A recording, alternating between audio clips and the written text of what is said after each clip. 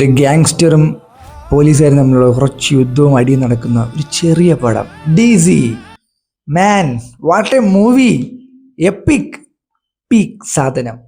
100% satisfied. തിയേറ്ററിൽ ഒരു experience അതിലിരുന്ന് കാണണം മോനെ, ഒരു രക്ഷയില്ല. പറ്റുമെങ്കിൽ ഒരിക്കൽ കൂടെ പോകണം. അത്രയ്ക്ക് അടിപൊളി സിനിമ. നമുക്ക് ഒരു സമയം പോലും ലാഗ് അങ്ങനെ ഒരു സാധനം ഇതിലില്ല.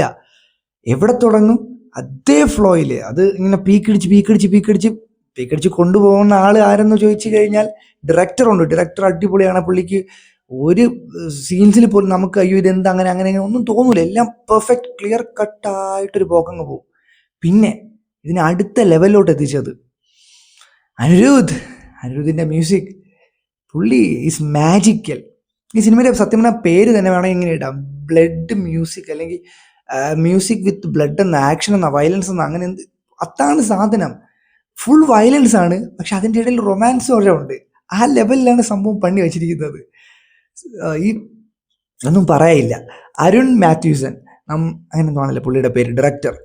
ക്യാപ്റ്റൻ മില്ലറൊക്കെ എടുത്ത ആളാണ്. പുള്ളി കിറ്റിലായിട്ട് എന്താണോ ആവശ്യം അത് മാത്രം എടുത്ത് ഒരു അനാവശ്യ സാധനവും ഇല്ല, പക്ക ക്ലാരിഫിക്കേഷനിൽ ഒരു കൺഫ്യൂഷനും ഇല്ലാതെ ഒരു സാധനം തുടങ്ങുന്നു, തീരുന്നു.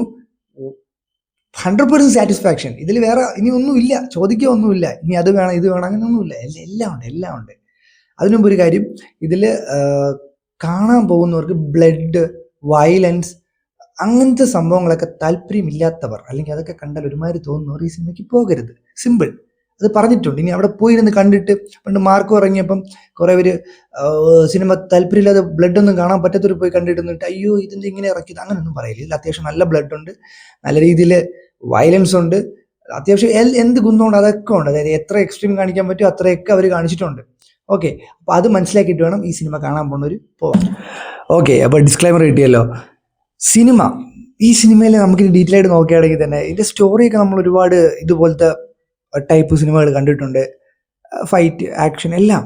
പക്ഷെ ഇതിൽ എന്ന് പറഞ്ഞാൽ നമുക്ക് ഈ കുറേ സിനിമകൾ നമ്മൾ കണ്ടിട്ടേ അതിലൊന്ന് ഒരുപാട് സാധനം നമുക്ക് വേണ്ടെന്ന് തോന്നില്ല. അതൊക്കെ എടുത്ത് മാറ്റി കുറച്ച് റിഫൈൻ ആക്കി ആൾക്കാർക്ക് എന്ത് വേണം, ഒരു 2.5 മണിക്കൂർ അങ്ങോട്ടും ഇങ്ങോട്ടും നോക്കാതെ സ്ക്രീനിൽ മാത്രം നോക്കിക്കൊണ്ടിരിക്കാൻ പറ്റിയൊരു സാധനം. അങ്ങനൊരു സാധനം എല്ലാവരും കൂടെ ചേർന്നുണ്ടാക്കി വെച്ചിരിക്കുന്ന ഒരു സാധനമാണ് ഡീസി.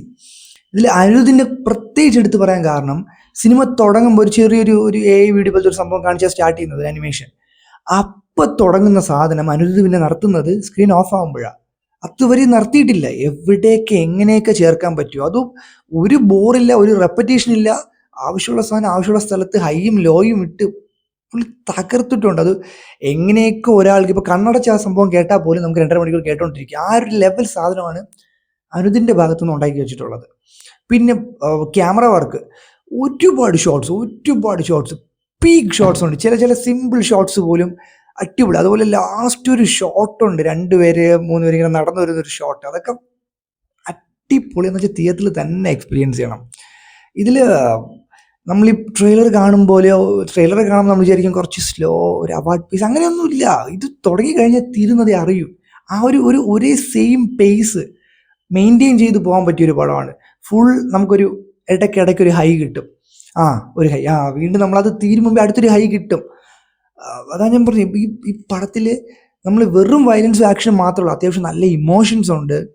അത് നല്ല രീതിയിൽ കണക്റ്റ് ആവും. ഇപ്പം ലോകേഷിൻ്റെ ഇമോഷൻസ് ആവട്ടെ, പുള്ളിയുടെ അഭിനയം അടിപൊളിയായിരുന്നു, തകർത്തിട്ടുണ്ട്. വാമിക ഗബ്ബി പുള്ളിക്കാരുടെ അഭിനയം, പിന്നെ പുള്ളിയുടെ ചെറിയ ഗ്യാങ് ഉണ്ട്. അതിലുള്ള എല്ലാവരും മരിച്ചു കിടന്ന് അഭിനയിച്ചു. പോലീസുകാരനായിട്ട് വരുന്നവർ എല്ലാവരുടെയും കുഞ്ഞു സാധനങ്ങൾ അടിപൊളിയായിട്ട് അവർ പ്രസൻറ്റ് ചെയ്തിട്ടുണ്ട്. എന്ന് വെച്ചാൽ മാക്സിമം അവരുടെ പൊട്ടൻഷ്യൽ എടുത്തിട്ടുണ്ട്. അതുകൊണ്ട് തന്നെ ഇത് 1-2 പ്രാവശ്യം കണ്ടാലും മടുക്കുമെന്ന് എനിക്ക് തോന്നുന്നില്ല. പറ്റുമെങ്കിൽ ഒരിക്കൽ കൂടെ പോയി കാണാം. അത്രയ്ക്ക് ഒരു റീവാച്ചബിൾ എക്സ്പീരിയൻസും തിയേറ്ററിക്കൽ എക്സ്പീരിയൻസ് തന്നെ ചെയ്യാൻ പറ്റിയൊരു പടം. ഈ അടുത്തിറങ്ങിയാൽ നമ്മൾ ഇടയ്ക്ക് പറഞ്ഞില്ല, ഇപ്പോൾ സ്പൈഡർമാൻ ഇറങ്ങിയപ്പോൾ സാറ്റിസ്ഫൈഡ് ആയിരുന്നു. സ്റ്റിൽ നമ്മൾ മാർവലിനെ വെച്ച് നോക്കുമ്പോൾ സാറ്റിസ്ഫൈഡ്, അങ്ങനെ ഒരു സാധനമായിരുന്നു. പക്ഷേ ഇതങ്ങനെയൊന്നുമല്ല. ഇത് എനിക്ക് തോന്നുന്നു ഈ ഒരു കഴിഞ്ഞ കുറേ കാലത്തിൽ നമുക്കൊരു സിനിമ കണ്ടിട്ട് ഇത് സിനിമ, എനിക്കൊരു ഒഡീസി കണ്ടപ്പോൾ അതിൻ്റെ വേറൊരു തലം, അതിൻ്റെ പക്ക ഓപ്പോസിറ്റ്. അതൊരു സ്ലോ പേസ് വിത്ത് അങ്ങനെ ഒരു സാധനം. ഇത് ഫാസ്റ്റ് കട്ട്സ്, ഫൈറ്റ്, ആക്ഷൻ, അങ്ങനത്തെ ഒരു തീ സാധനം, ഒരു പെട്ട സാധനം. എല്ലാത്തിൻ്റെ ഉപരി ലാസ്റ്റ് അനിരുദ്ധിൻ്റെ സാധനം കൂടെ pure peak pure cinema. Okay, അപ്പം നിങ്ങൾ ഈ സിനിമ കണ്ടെങ്കിൽ കമൻറ്റ് ചെയ്യുക. Okay, by.